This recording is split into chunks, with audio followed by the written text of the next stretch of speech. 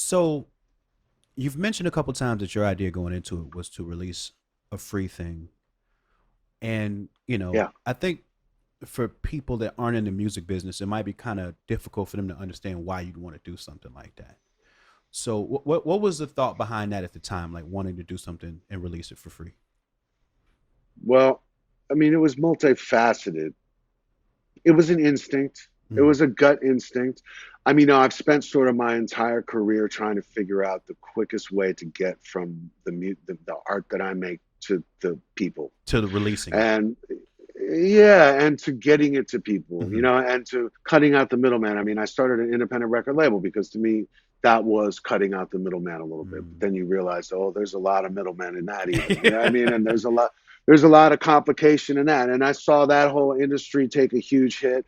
I was one of the people who took the hit, or at least we were one of the labels that took the hit, like many others. And as technology came through, and as everything started to get into flux, digital sales hadn't Yeah. reached the point, like we discussed, where they could float record labels, but physical sales had declined a lot, and everyone was trying to figure out what to do. And I think that part of it was that I was sick of the whole conversation, and I Hmm. was I was kind of tired of having to worry about the promotion and the push and the blah blah blah and the risk it takes, people you have to hire, Hmm. like it. I was just kind of sick of the whole conversation because I was very clear that I think I just was clear, like what I want to do is make a connection with people. And when I thought about that, I was like, what's the biggest gesture you could possibly make to an audience? If you don't have a budget, if you don't have a marketing budget, if you don't have any muscle behind you,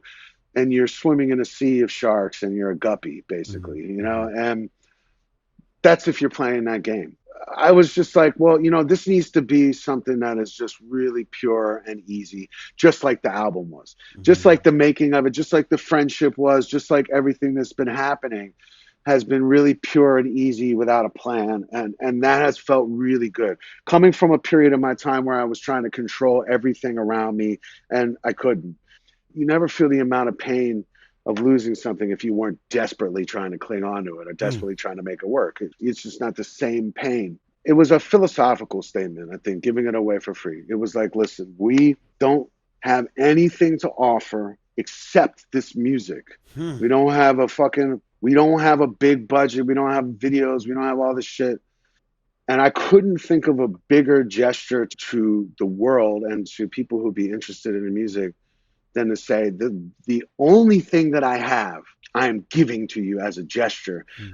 as a down payment on what I hope will be a relationship, as a down payment on what I hope will be you falling in love with this, and then somehow that working out so that I get to do what I love to do. Hmm. And there was really no other plan besides that. Even dating back to Napster and all that Yeah. shit, I was always really annoyed, kind of disgusted at the way that the industry reacted to the fans, simply just for being young people in the space of technology, simply just for being different naturally, in terms of the way that they consume music than what the record labels had based their model on. Right. And there was a lot of animosity and a lot of finger pointing and labels going after kids Right. and fucking Lars Ulrich fucking, making commercials and shit and trying to lecture you. You're freaking Lars Ulrich from Metallica.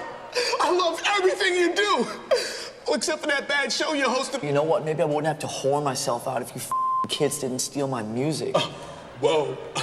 We're not stealing, okay? We're just sharing with each other, you know? So it's like if I take this soda can right here, take a sip out of it. Oh my God. I'm sharing my soda with Lars Ulrich. People were literally getting taken to court, Yeah. and it just bothered me. It was like, this is what the fuck is wrong with you motherfuckers. Like, you're not acknowledging why this is happening. Mm. The reason why this is happening is because for decades you've been selling dog shit to these kids for for Overpriced a dog shit too. for a high price, Yeah. for a high price, and you've been getting away with that shit.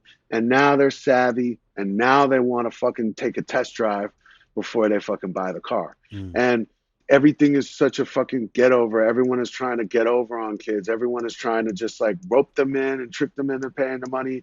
And to me, philosophically, I was like, I think that what people want, kids want, is to be given an option.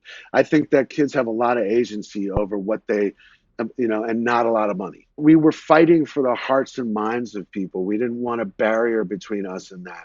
We wanted them to get it and then decide whether or not they fucked with it. And so even a dollar between us and someone hearing this shit, look, when you're a fucking kid and you there's multiple streaming services and shit, people take that shit for granted now, but look at your bill every month. There's a lot of money flowing in this shit, and it's not cheap.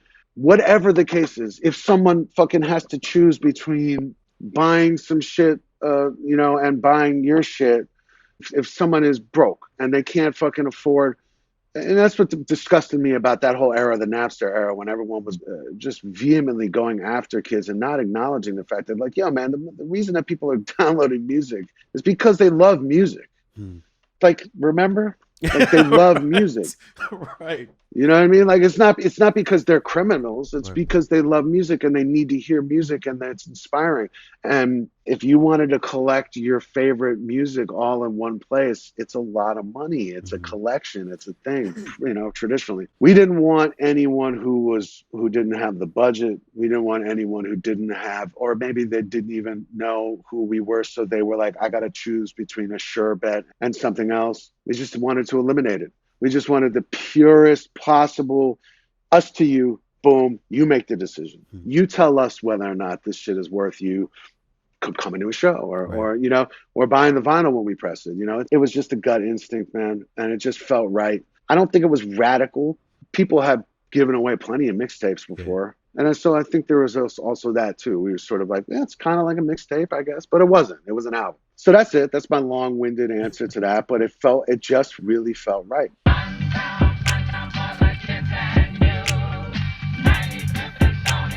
Stony Island Audio.